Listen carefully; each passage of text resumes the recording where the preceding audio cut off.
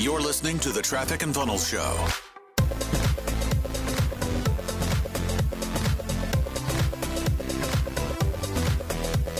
Hey guys, this is Alan, producer of the TNF Show. In today's episode, Chris and Taylor chat with Brandon Hall of the Staying Power podcast. They talk scaling a business, building a good partnership, and entrepreneurial burnout. If you haven't yet, visit trafficandfunnels.com/subscribe to get a free gift from us, and also get access to special deals on our next level paid products. Let's get to it. Yeah, so back in 2015, I was riding down the road and I saw this guy in a cardboard box. And I was like, you know what, man, this guy, I felt really sorry for him, and ended up pulling over. And he was homeless, living in a cardboard box. And that's the other guy that you see on the screen with me, Taylor Welch. And so I picked him up and I took him in. I took him under my wing. Brandon thought you were serious. Brandon was like, oh, wow, he's going right in. Well, this is a great story. I poured into him and I said, you know, let's start a business together. No, I'm just kidding. That's how you choose your partner. I mean, yeah, that's how you find the best business partners. No, we actually met in a Facebook group, and the true story is we were in this Facebook mastermind. It was actually a paid mastermind, and I had been running big launches for clients and running paid acquisition campaigns and building infrastructure for these launches, information launches, and Taylor was writing copy and building funnels for people. We met in this group, and I saw some interesting stuff that he was doing. I was like, man, I want to check out more of what he's doing. So we ended up connecting and saw that we had mutual friends, like close friends of mine. And we just started talking a lot and just found out that we had similar backgrounds and kind of same values. And this was over a period of several months. Taylor was doing his thing. I was doing my thing. And we thought maybe we should look at starting a business together. And that's kind of how Traffic and Funnels, which is now actually gotten to a place where it's outgrowing us as the founders and owners with the team and stuff that we have. But that's kind of our quick snapshot of us meeting and then starting Traffic and Funnels. It wasn't actually me pulling him out of the gutter. Maybe sort of a little bit. You know, he might have lacked some confidence, but no. And they are regretting having both of us on at the same time right now. You can see it in their faces. They're like, oh, shoot. What got to we get through 40 into? minutes of this. well, why decide to partner and start Traffic and Funnels? Like, what led you to that? Why not just do your own thing? I mean, we went back and forth on it. Like I don't think at first I wanted to partner and then I didn't want to partner. And same with Chris, at first he didn't, then he changed his mind. I think we were sharing clients back and forth because we served the opposite sides of the coin, Chris with advertising and me with funnels and copywriting. And we just wanted to try it out. And I think that that's actually ironically been a testament to an extent to our journey thus far, even today, where there's we don't put a lot of pressure on ourselves. Like let's try Sales Mentor. Let's try Wealth Cap. Let's just try this out. Let's see what will work. I think a lot of people have this, I have to make this or else I'm a failure. And from the very beginning, Chris was like, let's just try it. Let's just see how it goes. And we tried it and it obviously worked out great. So now we do 4 or 5 businesses that are all thriving and we still have that same ethos. Let's just be of service. Let's just try it out. Let's see if we can be valuable here to somebody somewhere. And we're very open-handed even today with what we do and what we don't do. Yeah. One thing that was really stood out to me, because I had partnerships before that didn't really work out that well, is I knew my work ethic, but then getting in and seeing Taylor's work ethic was higher. Was higher than Chris's. He's like, wow. I found out he was able to actually keep up with me and how much I pushed. No, but that was important because the first days, weeks, months of Traffic and Funnels, I was really overloaded with client work. My work ethic was, I'd say, pretty intense to a place that it was actually unhealthy back in the day. But then seeing Taylor coming up and just really pushing hard on pushing the business forward. And he was a lot of the driving force in us getting rolling. Me seeing that was like, man, I think this could really work long term. And here we are 4.5 years later, almost 5 years later. Yeah. So you mentioned that you saw his work ethic and it sounds like that kind of helped seal the deal. Did you have any conversations about how much do you want to make money wise? Where do you want to scale the business before you locked in the partnership? Because I think that, at least in the CPA world, I'm in a couple CPA groups, and I think what happens is they bring on partners who say, oh yeah, I want to make $500,000, but as time goes on, they realize, 300K is actually fine. And I don't want to put in the extra effort to make the 500 or the 750. So you have one partner that wants to make $1 million, one partner that says they want to make 750, but ends up being fine with 300. Did you have any sort of those conversations about where do you want your life to be? How much money do you want to make? And how did that kind of help you guys? Yeah, there's probably a screenshot that's rolling around the internet. It's actually a screenshot of our Skype conversation. And I think it must have been me asking Taylor or vice versa. I don't remember, but it's like, dude, do you think we could do 20 grand a month in revenue? Like that was it. That was like the kind of like the dream. I would say for me, at least, I didn't have a lot of bigger vision than that. And it was just, it's interesting looking back at that. And within about, I don't know, Taylor, correct me if I'm wrong, it was like 3 months, we'd actually gotten the business to 127,000 a month in revenue, or like a first full-time month of Traffic and Funnels. So for me, it wasn't like this some crazy vision of, dude, we're going to have a 7-figure business. It's going to be, we're going to have Lamborghinis. And like, I just wanted to like have a healthy business and not kill myself. So I don't know for Taylor if he had some crazy vision, but it's like the thing that I think about. Neither one of us really did, but I think it is important to know if you're going to get into a partnership, to know the other person's personality. And it was September 2015 that we started, and it was January 2016 that we really went full time. But I found out really early on that Chris was going to be the big thinker, and so much so that it was going to make me uncomfortable. We had the opposite conversations many times where it was like, we can make this business do $1 million. And Chris was like, how about 10 million? And it was like, well, let's not be too hasty. Let's settle down. Even, we talked a couple months ago and Chris is throwing out a figure for us on personal income. And I'm like, holy cow, dude, that's going to take us. He's like, by the end of this year. It's like, he's a bigger thinker in a lot of ways. I think it's really important for partnerships, if they do come together, that there's something brought to the table by both parties that might be more difficult for the opposite member. Me and Chris, we don't necessarily contribute the same things at the same time. We contribute things that, for Chris might be a little bit more difficult, for me might be a little bit easier, and then vice versa. I think it's important that you are aware of what the other person brings to the table, personality-wise, skill set-wise, work ethic-wise, et cetera. That's probably a big reason why partnerships fail, is they don't talk about those things. They don't talk about expectations. They just think it's fun. They see me and Chris, are like, oh, it's fun. Let's be like Taylor and Chris. And let me tell you, when we're talking Friday night, 10:30, because it's always Chris that has an attitude. I'm having to like call him out. It's never me. That's not fun. He can attest to that. It's a lot of work. It's a lot of work, but it's worth it. But it's effort, Let me just back up for everybody who's listening right now. What does Traffic and Funnels do? And then absolutely nothing. And what are each of your roles in the business? Traffic and Funnels is a consultancy. So we help people dial in their advertising, their marketing, their message to market. We help them build their fulfillment. It's turned into this powerhouse where people can come in really early on and they can skip 3, 4, 5, 10 years of the journey through utilizing our team. Me and Chris don't necessarily have separate duties, so to speak. We more have, I think, this is the first time we're actually talking about this publicly, so feel free to chime in here, bro. But I think we have different lanes from what do we enjoy? Where are our pockets? And what I can look at over the last couple of years is my lane of enjoyment is just complete chaos and mayhem. Is fires burning everywhere, and I'm running through like Rambo with the loincloth, getting everybody excited.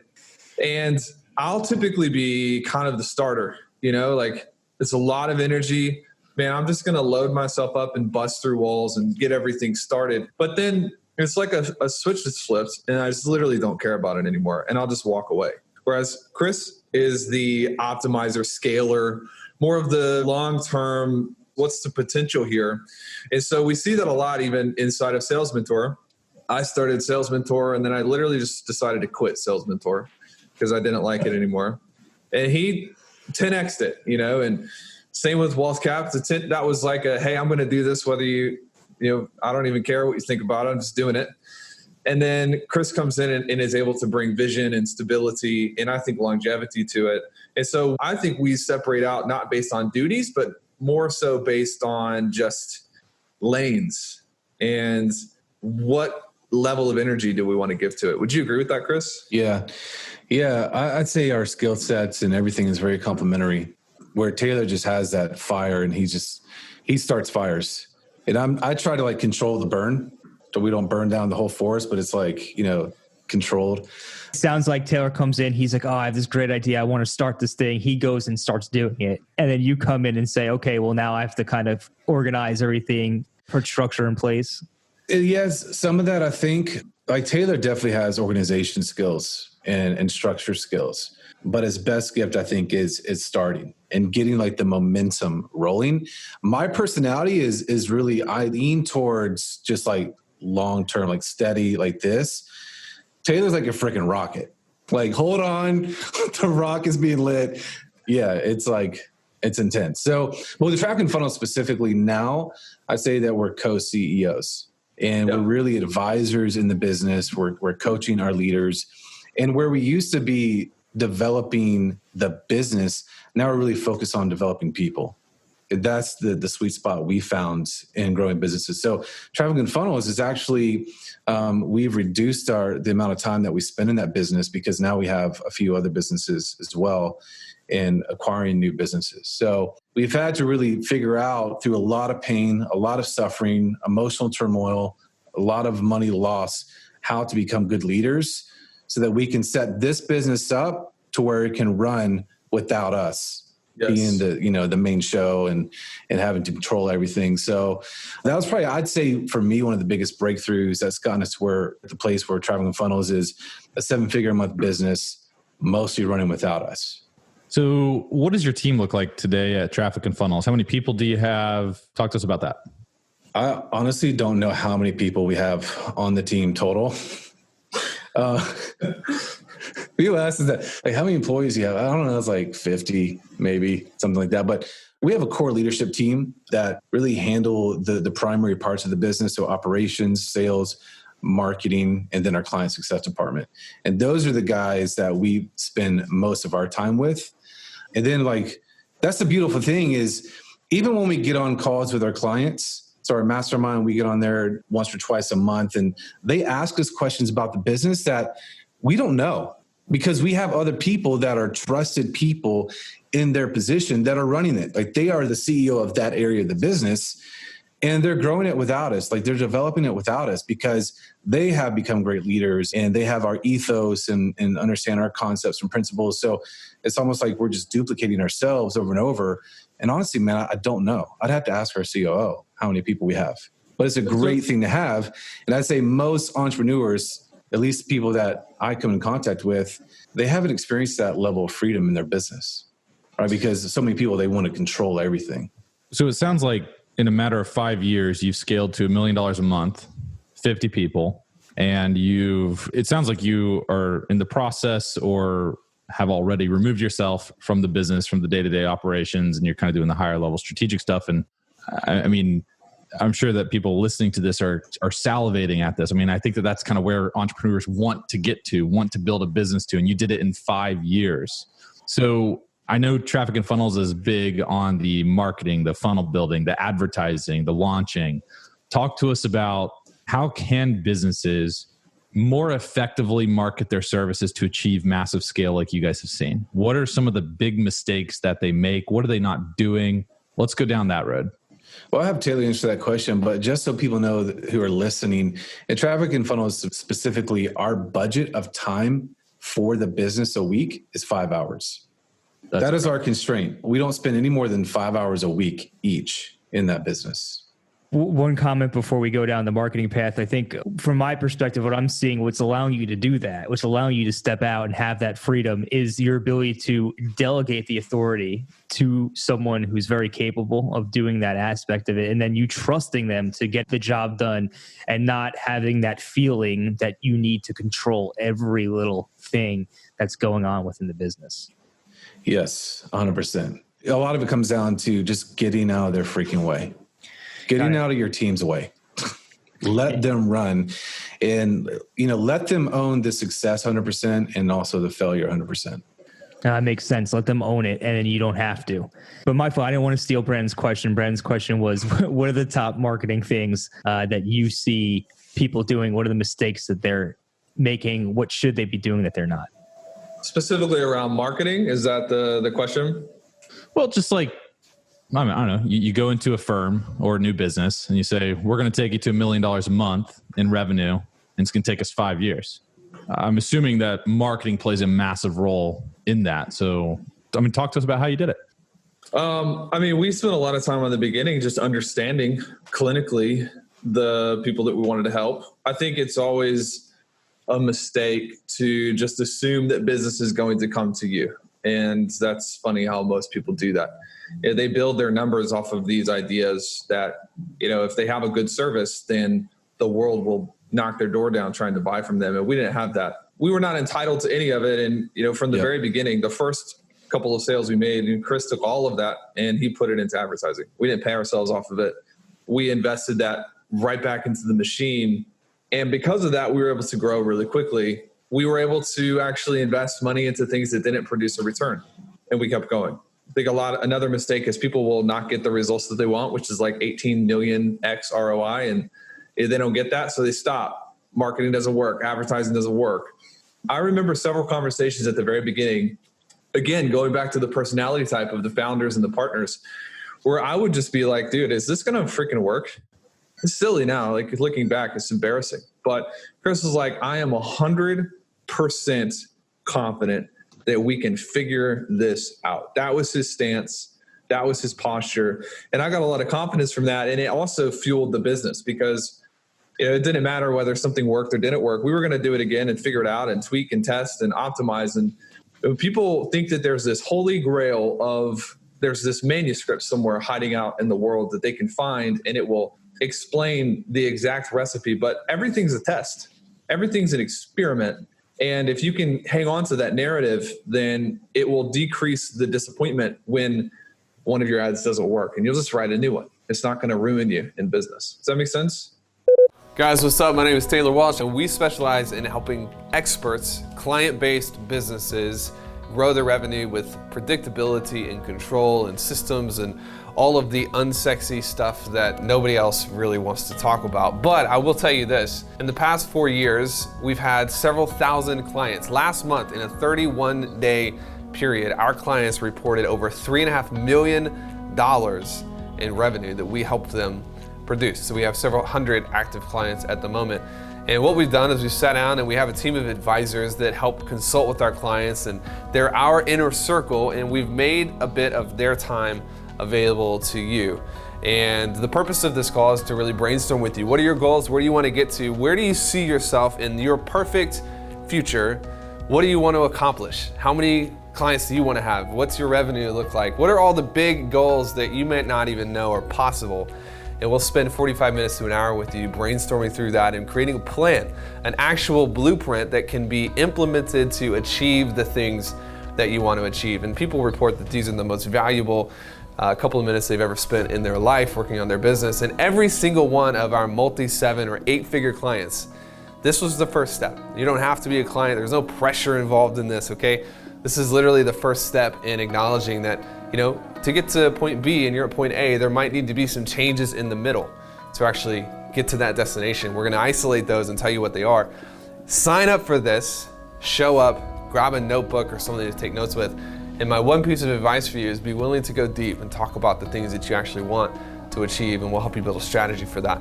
Again, my name is Taylor. I hope to see you real soon on the inside, and please take advantage of these calls. Visit trafficandfunnels.com/book a call. That's trafficandfunnels.com/book a call. Yo, what's up, crew? Taylor Welch here, and if you're a fan of this show and you want to get a little bit deeper in your commitment to your business and your growth and your revenue, head over to trafficandfunnels.com/subscribe. As a subscriber, you're going to get a free gift from us just to help you grow your business, and it's our way of saying thank you for joining the family. Our exclusive offers and deals usually show up to this subscriber community as well, so you'll get first dibs access on anything new, anything exciting, and most of the time that means profitability for you. Visit trafficandfunnels.com/subscribe. I'll see you on the inside, my friends. Yeah. And I'll add to that. In all these secrets we give away in our book, intelligentadvertiser.com. No, but I think that a mistake that people make is they don't dial into one person, one pain point. They try to go after every opportunity that comes in front of them. But really, when you understand that, it's very, very powerful because it's eliminating so many variables that can bring issues to your business. So if you have one market that has one pain, then you create one message that is going to bring them in. It's like they understand that you understand who they are, what their issues are, and that you can help them. And especially when we're talking about paid advertising, it's very, very important, right? The other thing that's really important is when you're focused on marketing, I think that people don't understand the time that we're living in, where I can go out today and I can create an ad on Facebook or YouTube or Google Display and get my message in front of my ideal prospect today, right now. Like, this is still fairly new, and people underestimate the power of reach that you have today. And so with that being in mind, you have to understand that marketing is investment. Like, you are an investor. The stuff that Taylor was talking about, when you're going out and you're testing different messages and stuff to try to figure out what your market's going to respond to, how they're going to actually get into on your list or in your Facebook group or on whatever, you are an investor to make that happen. And once you have that expectation, that changes the game, because so many people, they're afraid to market the right way. And that's actually putting dollars into platforms like Facebook and email and, all the things that are out there available right now. And when you take that away, I think it kind of just brings freedom. Whenever I have these conversations, I've had a lot of them with business owners who are very, very smart. But for whatever reason, just the thought of them putting money into a platform like Facebook to run ads or YouTube or Google or whatever, they're afraid because they just don't have that expectation of, I'm going to invest $500 or $1,000 or $3,000 or $5,000 or whatever to get data to know what my market's going to respond to, right? And then just the ability to build off that. So knowing the market, having one person they're speaking to, one pain that they're addressing, one offer to help with that person, and that their expectation is, I'm going to invest to get knowledge, data, information to be able to reach the person that's perfect for my business. So a lot to unpack there and really good stuff. Let's say that I have clearly defined who my client is or who my target prospect is. What is the next step? Should I start blogging? Should I start a podcast? Or should I start Facebook advertising? You said market the right way. You also said collect data to understand what your prospects will respond to. What do you, because I think a lot of business owners look at Facebook ads and they go, I could invest $1,000 into that. And I'm speaking from experience here. I could invest $1,000 into that, but I have no idea what to expect in terms of a return. I also have no idea how to optimize for the return that I'm looking for. So how do you even take that step to ensure that the ads are performing and that you're running people through the correct funnel or the right type of funnel? How do you even take that step? I think to properly answer that, it depends on your skill set and your experience. If someone there may be a business owner, they're fairly new, but they don't have any skill in marketing or low skill in marketing and advertising. Our preference, and this is what we teach our clients, we have a very specific process that we walk them through, is for it to all be organic. So they can go out and they can play in Facebook groups and their personal profiles on LinkedIn, Facebook, Twitter, whatever, and start testing these different messages because the people are there, right? And then they can kind of figure out, and they're not putting a bunch of money into the marketplace and they have no clue. So that's our preferred way to go. And obviously that's what we help our clients with. And our clients have the community, all the other clients who are going through the same thing, the coaches, the team, to get the sounding board and the wisdom, the insights to help figure out, what do I do with these different variables? All right, I'm putting these messages out there, either nobody's responding or I'm getting these responses. What do I need to adjust? And I think for anybody listening, that is the way you're going to move the fastest. It's having the right people in your corner, i.e., why we hired you guys to help us with our taxes. Smart people who know what the heck they're doing, that can do it the right way and help us with all the crazy variables that we have right? So that's what I would say. I don't know if T would answer differently. I mean, yeah, I think part of the reason that people are so confused is because of the malpractice involved in answering that question. Yep.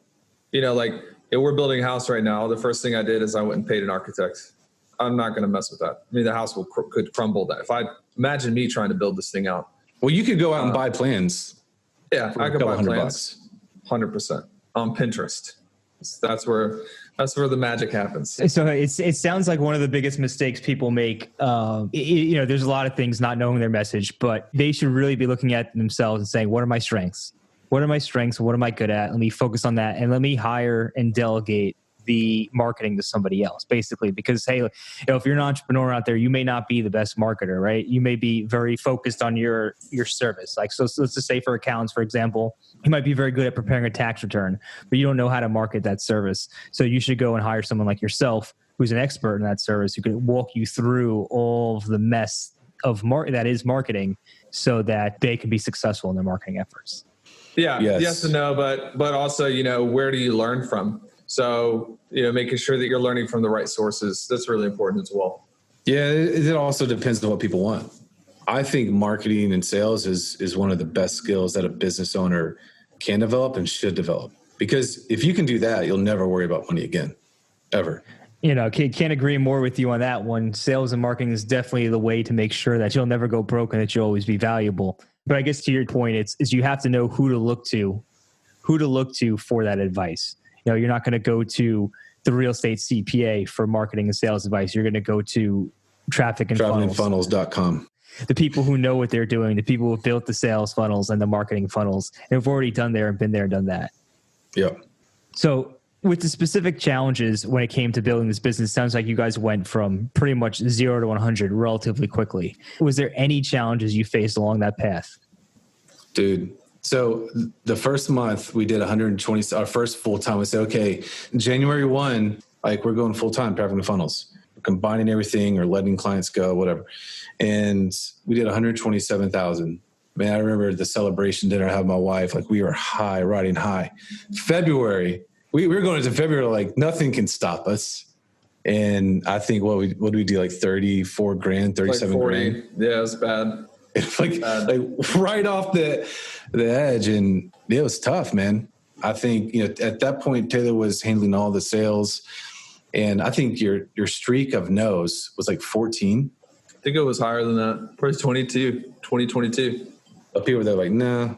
These are leads that you were trying to pitch services to. Yeah. And this was back in 2015. We're like, this is 2016. Yeah, February 2016. Okay. And it's like, oh my God, was last month just like a fluke? So you talk about the self-doubt and the stuff that we had to overcome with that and just work through. And that's where the point where we actually had a coach. And he was coaching Taylor on sales. And what did he tell you, Taylor, that really kind of sparked change? Because right after we talked to him, I think you had your first close.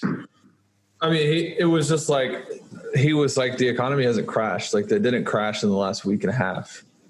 So, really what's the issue here? What's the problem? And it's kind of a numbers game. So it wasn't anything magical. It was just what I needed in the moment.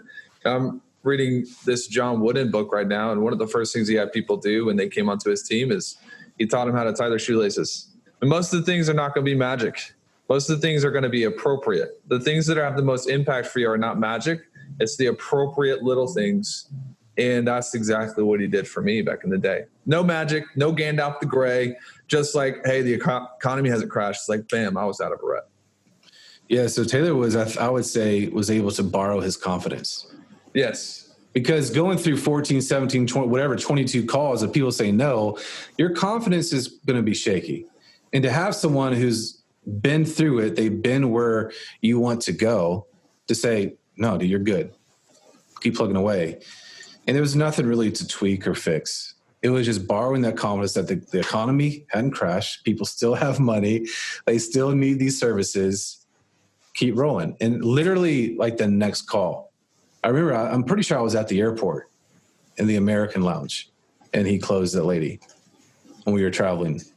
So, man, for us, we've had so many ups and downs and challenges. And I'd say building the confidence was one of the biggest things that we had to deal with. Every new level, we faced a lack of confidence because it's something that we weren't familiar with. Whether it's sales or whether it's our ad account got disapproved in spring of 2017, we couldn't run advertising, whether it's someone that wanted to sue us, whether it's an employee who stole our stuff. But that's the game. That's what we signed up for. And I think when you freaking understand that, it's like, let's go. Bring them on. Knowing what you know now, if you could go back in time and tell yourself something back in February 2016, when you were freaking out because it wasn't turning out to be what you thought it was, what would you tell yourself? Probably in the season that I'm in now, just like, don't sweat it. How many years of life did I lose from really sweating and just being freaked out about the things that I shouldn't have been freaked out over? Everything is such a big deal as when you're young and you're growing, and then you look back in hindsight and it's like, man, that was a learning moment. It wasn't a tragedy. It was a learning moment. Now it's like, man, there are still opportunities. The volume of things that could freak you out actually grows the more prominent you become. People think it's opposite. I mean, when I get to this destination, when I get to this threshold, when I get to this, people even do it today. It's like, well, it must be easy for you to say, Taylor, Chris, like if I was where you were, like, no, we have 1,000 times more things to worry about than you do because you are nothing and you don't have anything to worry about and you make 40 grand a year and there's no taxes you even have to do on that. Look at us. Like everything breaks every other minute. What's changed is not the problems. What's changed is that our problems are put in their proper place. It's not going to steal from us. It's not going to steal our peace. It's not going to steal our joy. We're not going to let those problems rob us of being good leaders, good fathers, good husbands. You know, everything has a proper order. And at the beginning, I can say with some regret that it wasn't that way. I missed a lot of moments with my wife because I was worried about something that it was Friday night. I couldn't do anything about. Like, there's nothing I can literally do, but I'm stressing about it. And I know Chris's same exact story, just being in this place of angst. That's what I would tell myself if we could go back is life will be better, richer, more fulfilling, and you'll probably make more money if you can reduce your stress load over the things you can't control. Yeah. And I would say that this thing, it's a journey, and it's not a day. It's not just a month. It's not just a year. And I think that's a big piece that people miss. Think, oh my God, it has to be right now. Well, no, really the thing that you need is to just continue to march forward, because consistent action is a thing that I'd say really beats out most people because they give up. They were to hit February, they're like, oh my God, I need to go get a job. It was a fluke. You know what I mean? Like they would freak out. Their emotions would get the best of them. And the other thing I would say is congratulations. Because the thing that you have to understand is as a business owner and entrepreneur, your potential, the person that you can become is way bigger and higher than what you currently are. You're at a 1 out of 100. And so congratulations on the opportunity for you to go through this to maybe get to a 2, to become a better person, because that's the requirement for you to get to that person. And that, I mean, I'm a husband, I'm a father, I've got 4 kids, Taylor's got 1, right? You become a better husband, a better spouse, everything. And most people in the world, they don't have this opportunity to be in the freaking, pressurized tank, expanded, everything just like pushing in on them. And so the people that we are today is way better than those jokers back in 2016. And so we're able to handle abnormal levels. Like our salary is 6 figures a month to our team, right? Like, so many people that would freak them out and they have just so much stress. And so it's been a requirement for us to become better people to deal with those things in a healthy way. So you guys have a really good mindset, and the growth you have experienced has been incredible. Was there ever a particular one challenge, one massive issue that as you're going through it, you were just thinking, we're not coming back from this. We're toast. I do want to throw in the towel. Did that ever happen? I had a hard time actually 2018. I don't know if it was like, I'll never come back from this, but I became very, very, my personality is more indifferent, I think, to probably most people.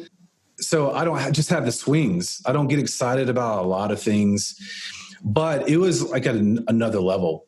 I remember the end of summer 2018, I didn't care about anything. I was so off that I went to see a doctor. And through a lot of conversations with Taylor, I just I figured out, because obviously my strength is not a self-awareness as well. Like I'm terrible at that. And so having Taylor, I asked Taylor, like, dude, how do I feel? I don't know, I need you to help with this. But I came to find out that I was just burnt out. I allowed things in the business. I allowed myself to get to a place of such unhealth that I was just burnt out. I didn't care if the business burned to the ground. I didn't care. I didn't care about our clients. I didn't care about anything. And I had to reconcile myself with what I allowed and what I tolerated to make the right changes and boundaries for myself and the business and stuff, and to get to a place where I can operate at a healthy place. So I'd say that's kind of the first thing that comes to mind for me. What about you, Taylor? Anything you would add to that? Taylor, before we jump in there, I kind of want to dive into that burnout. What led to the burnout? I'd say not having proper boundaries was a big piece. So the Friday night stressors. Yeah, all that, man, with clients, allowing them just to have whatever access. We had tons of people that had access to our cell phones and they could call us whenever. I mean, we were fixing personal problems, like counseling people on their family issues. And we just took on so much weight, so much burden. And we didn't know how to delegate and push off things that weren't right, that shouldn't have been our burden to carry. And for me, I got to a place where I kind of just got bitter within that, and got to a place where I didn't like our clients. I didn't like what we were doing because I didn't have the proper boundaries set for myself and being focused on what I should do and what I shouldn't do. Honestly, I'd say that's a big thing that led to burnout for me. How'd you solve it? First, I recognized that I was burnt out, that it was my fault. It was nobody else's fault. 100% mine. The other thing that I lacked was vision. I didn't have any vision that really drove me through and pulled me through any kind of difficulty, which obviously is normal in business.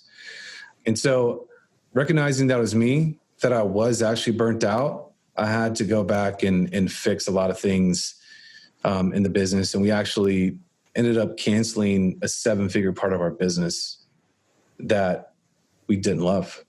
And so identifying what you love in the business, what gives you energy in life, and focusing on that versus what are the things that just take away from my life, getting rid of that stuff or giving it to someone else that actually is in their lane. And so those are some of the big things, and just having vision about where we could go and getting excited about the business again, and having a great mentor to help with that. Which was me. It was big. Yeah. I mentored him through it. Got it. So when Chris was going through his trials and tribulations, Taylor, what did you do to support Chris, or what type of impact did this all have on you? I don't think I did a very good job on the support side.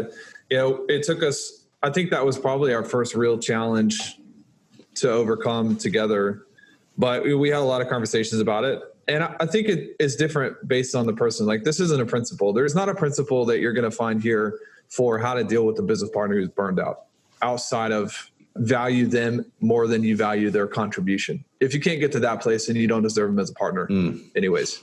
I see a lot of people who are just like frustrated with their business partner. And it's like, you're too transactional with this human being. And so therefore you're probably not going to be able to help them through anything. But yeah, I remember it was actually close to, I think it was around December 2018 when he finally came out of it. And then it was just like, you know, an almighty waterfall of energy with a hurricane mixed in it. And then I had to deal with the opposite, because I was like, this dude's coming in, he's going to change everything in 3 days. And it's just, I think, a process of learning how to navigate through life with people. I was on a podcast interview a couple of days ago, and they were asking me to describe the relationship with Chris, business partner. I was like, dude, you know what's different is we're actually friends in real life. Like, I care about his kids. You know, he's got a daughter that is getting old. And I'm like, dude, you're going to have to help me through this, because Kate's like 1 year. Like, can you just teach me how to navigate through this? And I care, you know, he cares about my kids, and we're building a new house, and he's interested. He's genuinely interested, and he's curious. And I think that's important for people to recognize, is that the human element, I value him for more than just his contribution. And it's the same in reverse. And that's just a people principle. It's not a business principle. Most of the things that are going to propel you forward in life and business are actually probably personal principles. So I don't know if that's the answer you're looking for, bro, but that's what comes to mind. This was a great answer. And I think that you hit a great chord there. And that chord was that you have to keep the people element in it. It's not, business isn't all just purely transactional. There's people involved, there's emotions involved, and it's important to keep that in mind. And if you're just going to be purely transactional all the time, you're probably not going to get too far. At some point, you're going to face extreme struggles that you might not be able to get through because you lack that empathy that you need to have in business. Definitely. When people say it's just business, that's silly. Yeah. It's not just business. Suffice it to say, we've had very, very difficult conversations. Yes. Very difficult. I remember one of our first hard conversations. It was March 2016. I remember we were flying to Canada. You remember this? We got so pissed off at each other because we were on the same plane. I was going to buy the first class ticket. And then I ended up not buying it because we were talking about maybe it's just too much. And then you ended up buying it. I was like, what? You remember that conversation? Yeah. It was just so silly looking back at it. But it's crazy how many people wouldn't be able to get beyond something like that. Yeah. Where, again, it's an opportunity for you to let your ego go. And when you can get to a place where you can prefer other people, elevate other people above yourself, I think that's part of the secret of succeeding, not just in business, but in life. When you're able to be open-handed and you're so healthy as an individual and a person that I don't need like him just to give me all these things, but it's more about how can I give? And I think that's where you start to find success in every area, especially a partnership when you're like freaking locked in. It's like a marriage, but whether it's dealing with employees, people in your team, it's all about how can I give? How can I propel? How can I lift this person up? And that's kind of become a principle, I'd say, for us in business, but also in life. Yeah. And it feels really good. Yeah, I was going to ask, how do you get past that first class flight conversation? But it sounds like it's just more of a journey. You said that a lot of people can't even get past that. So how do you continue down that journey of becoming that better person, of really caring about the other person? If you've got this, I can't believe that you picked up a first class flight, something that seems so inconsequential now, but at the time was a big deal. And how do you move past something like that? We fight through it. I mean, we disagree all the time. All the time. But anytime we do get into it, one of us will say something to the effect of like, man, I got your back, like whatever. We've never doubted that the other person ultimately has the best interest of the opposite party. Anytime that I do doubt that, I'm going to tell him that I'm doubting it and he'll fix it. So when he says it's like a marriage, it kind of is like a marriage. Like you got to talk through things. You have to disagree, and you can't be, one of my biggest pet peeves is when we'll be in the heat of some discussion, and then Chris has something he has to go to. He's like, I got to call you back. And then he'll go off and get on this call. This has happened like a month ago. And I thought he was just getting off the phone call. And so I'm like frustrated because I'm like, he doesn't want to deal with it. But he actually had an appointment this one time. He actually had an appointment. But pay attention, because you have to be aware not only of, you have to be aware of your own emotions, and when your own emotions are trying to deceive you, trying to trap you. And I'm aware of that moving forward. One of the first things that we got into an argument with at the very beginning was like, I felt like I was doing all the work because he still had clients. You got to be aware of those little seeds that are planted somewhere in your heart. And then it's like, it can grow and it can deceive you. And then all of a sudden it's like this little root from something a long time ago is now casting shade on, you see what I'm saying? Like people, that's allowed to grow because you don't discuss it. You don't bring it into the light. You don't actually deal with it. And we're very good, if we're not good at anything else, we're very good at forcing each other to converse through disagreements. And we'll talk through it, and he may disagree and I may disagree, but ultimately a disagreement doesn't mean we don't have each other's back. And if you ever get confused on that, you're likely not a healthy person. You need to deal with that. I'd say a lot of people think that disagreements are unhealthy, but actually I think disagreements are very healthy. And especially with things going on in the world right now, if people could disagree more in a healthy way. Wow. Yes. Because the thing that you have to understand is you lack perspective. I lack perspective. So I've got this golf ball in my hand. This is what I use sometimes to coach our teams. Like, I can't see this side of what you see. I can only see this side, right? But the truth is, you can see this side. You have a perspective that I do not have. That's valuable. There's a lot of books that I've read recently on management and, dealing with people. And one of them is candor, and having the ability, like you guys are talking about, to be able to bring these disagreements to the forefront, being able to discuss them openly and be able to come out the other side, better for it. Thanks for listening. For more from Chris and Taylor, visit trafficandfunnels.com and get a free gift just for being a subscriber. That's trafficandfunnels.com.